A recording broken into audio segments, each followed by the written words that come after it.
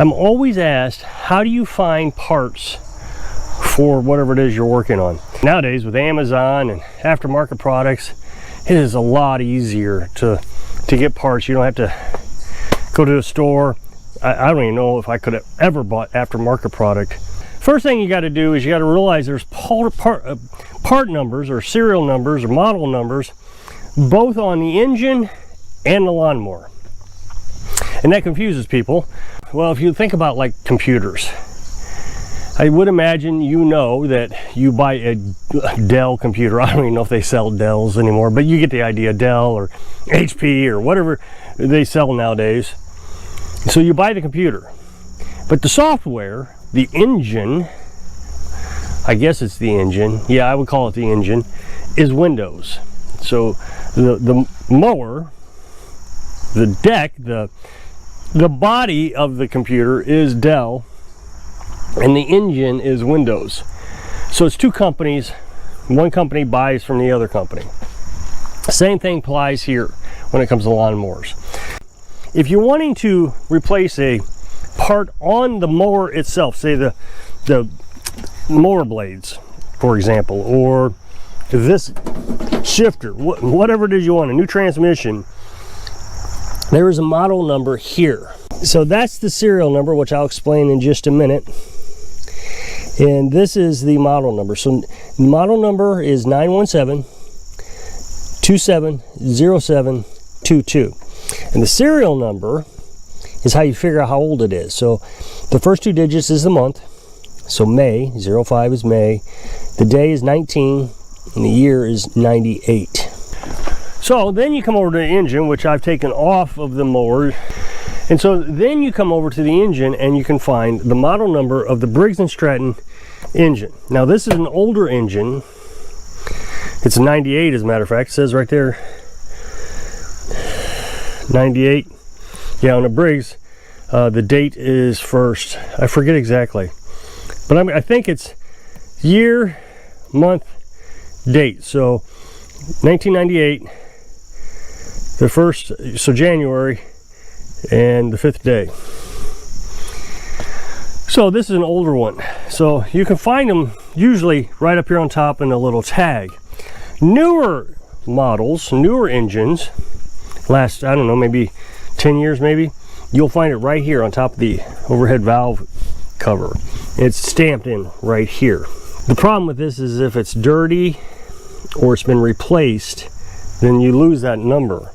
So if you ever decide to replace the cover, or even up here, if you replace the shroud, you need to make sure you figure out a way to mark it, because once you lose that number, you don't have it. It's gone. There's nowhere else to find it. Now on push mowers, they may be stamped somewhere else. Same with pressure washers. Usually you'll find it stamped in the metal over the exhaust somewhere, but it's going to be somewhere. You're going to find it. You may have to take the shroud off. I had a Honda one time. I had to take the shroud off, pull it up, and it was stamped right into the case, the crankcase. So it's going to be somewhere. But recognize there are two numbers, one for the mower and one for the engine. Now, same thing applies to weed eaters. You're going to have to find a part for the weed eater and chainsaws. It gets a little easier with weed eaters and chainsaws. So, for example, steel chainsaws and weed eaters are very easy. So all you really got to type in is the model number right here, MS170. Now the downside of this is these numbers do wear off, so it gets a little bit more difficult to read, and so then you kind of guess. What I did was I got a chainsaw that I'm going to work on. It's an MS290, and I wasn't sure it was an obsolete chainsaw, so what I did was I looked at the carburetor and I typed in MS280, MS270, and the carburetor didn't look anything like the one that was on the chainsaw that I was looking for. Typed in MS290, the carburetor and air filter and the whole thing looked similar, so I deduced that it was a 290. So that's the only downside to these, is these numbers do wear off. Now that we have our part numbers and model numbers for the mower and the engine, we're going to come over to Google. Now I've kind of tabbed this out to make it easier so you don't have to watch me type in, but let's assume we wanted to buy a new spindle, mower deck spindle for the Craftsman lawnmower. So I'm going to type in the model number of the Craftsman mower, and I'm going to type in deck spindle. Now you're going to get all these advertisements right up here at the top, and 9 times out of 10 you're not going to find what you're looking for here. It gets a little bit more difficult than that. What you're going to want to do is actually look for the parts list. Now when you're looking for the mower, these top 2 are pretty good, especially with the Craftsman. It's pretty good what you're going to find. So what we're actually looking for when we go to the parts list is the actual part number of the spindle. So we're going to come over to, I'm going to click it, and then it's going to go to the parts list. It's going to ask you to confirm the part. So what you do is you type in your model number, again right here, and you're going to find that it matches. It says, yes, this item matches. Well, now you've got a whole list of replacement numbers. This mower is, almost 30 years old, 26 years old, something like that. So it's been replaced multiple times. Now, you could buy this spindle from Craftsman or Sears for $43. Or you can say, nah, that's a little pricey for me. Let's see what aftermarket looks like. So I'm going to copy this, whether I write it down or I paste it into a notepad or something. And I'm going to go over to Amazon and I'm going to look for it. And after a lot of looking, I found one of the numbers. The number was 532-130794. And so I'll go back to that Craftsman list. We'll see it again. 532-130794. So we know that's a match. So then we're going to click it and bring it up, and we're going to see it's $30. So you're going to save about 13 bucks. You also, on this one, get the pulley. So if you had to order the pulley separately, then you would have to find that on the Craftsman webpage. So now if I want to look for mower parts, so now we know that the mower model number is 311-707-0132E1. And I'm going to type in parts list. Now I'm going to be honest. I have become partial to this Jack's small engine repair. I've actually bought parts from him. OEM parts. Not aftermarket, but it's OEM. It is really easy to use. I am not a sponsor of Jack's small engines. I don't know anything about him. I don't have Jack's permission to use this webpage, but I've really liked it. When I go to the other ones, it's a lot more complicated. So you choose whatever you like. I'm just suggesting I like this one. So I click it, and it immediately takes me to the correct model number, which the other ones don't. You got to type it back in and hope you can find it. Sometimes, well, even Jack's is a little bit more difficult. If you go to their home page, you got to type in the model number, and then there's a drop-down list. You got to look for it, hope it's there. But Jack also allows Google to do the searching for them. So you just put it in Google, and it shows right up.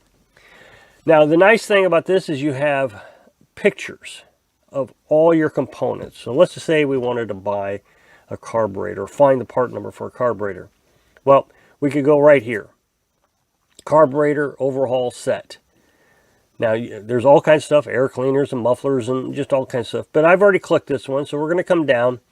And if I just wanted to buy a carburetor, I would immediately know that they're calling number 125 in their parts list the carburetor for our Briggs & Stratton engine. So I could stop there, or I could buy individual parts. So I'm going to go down. I'm going to look for 125. I passed it up. Right there it is. And it says no longer available. They don't give you, but if you look, they give you a part number. Now, once again, you could buy some of this stuff from Jackson. It's all OEM parts. Or you can look for an aftermarket part. So you copy the part number, and then you come back to Google, and you bring in the part number. And right there, it pops right up. First one on the list. And you go to Amazon, and we can see that this one right here, 791889, comes up on the list. Let's see if there's anything else. Nope, that was the third one down. That came up with the part number. So again, $30. We can open it up and you can see all the extra parts that come with it. This is what's so nice about aftermarket parts. Well, this one actually comes with a fuel pump. Now, I've never seen that before. Our mower doesn't need a fuel pump. Now, these aftermarket carburetors can go on multiple different engines. Ours doesn't need a fuel pump, but if you're in the business like I am, you can hang on to that and use it on somebody else that does need a fuel pump. But look at that, shut-off valve, an air filter, new spark plug, all your gaskets, new wiring, new hose. You can have everything you needed and upgrade everything while you're working on it. Okay, so now you can see that I've typed in Stihl MS 170 chainsaw. I typed in carburetor. And this is why it's so much easier. All the aftermarket product comes straight up. Everything's there. All these different carburetors. And you can just basically pick your price or what it is that you want on your carburetor. Maybe you have a favorite aftermarket carburetor. I just kind of look to see what kind of goodies come with it. And you got a spark plug on your gaskets, new carburetor, new air filter, new hose, a new connector to the cylinder head. So that connects, well, it actually connects to the crankcase, the impulse, and the intake of the cylinder. So you got all of the different pieces for 14 bucks. Now, you can go to Stihl itself and buy the OEM, or you can go to the dealer. They'll both have it. But these are so much cheaper. You figure this carburetor, well, I don't know about the MS 170, but if we go to 290, the MS 290 OEM is $90. But here, you can see it's $16 or $19, depending on what you get. And like with the Briggs & Stratton OEM, you only get the carburetor, whereas with this, you get all this other stuff. Now, you get on YouTube, you hear people all the time saying it's not worth the money. They fail after a while. The way I see it is I can spend $20 several times over that $90 part. And the thing is, you leave gas in the carburetor, it's going to go bad. Now, obviously, there are some exceptions to this rule that I've put out. In general, this works. I've seen it with Kohler and Honda and Kawasaki. You can find the model numbers on them. Now, like generators, Champion generators, Honda generators, you can do the same thing with those as you do with the weed eaters and the chainsaws. You can just find the chainsaw. So just kind of give you an idea, just a little bit of randomness. You can see that I got a Ryobi, and on here is a model number somewhere. I think it's on the other side.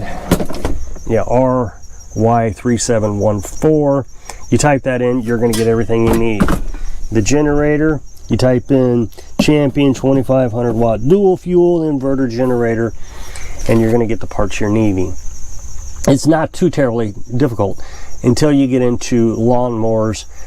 Primarily lawnmowers is what's so difficult to find parts for if you don't know what you're looking for. So, if you'll click this up next box, it'll take you to a video where I was working on something